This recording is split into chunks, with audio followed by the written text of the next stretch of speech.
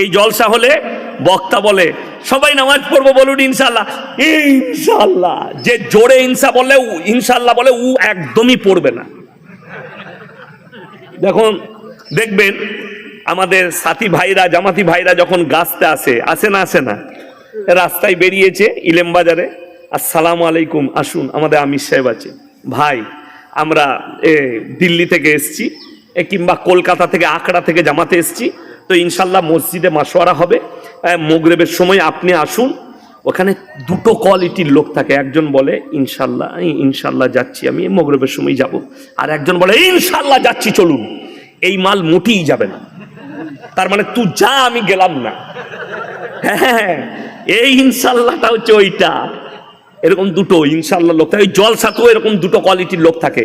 একজন মনে মনে চিন্তা করে ইনশাল্লাহ কাল থেকে নামাজ পড়বো, মৌলী সাহেব যখন বলছে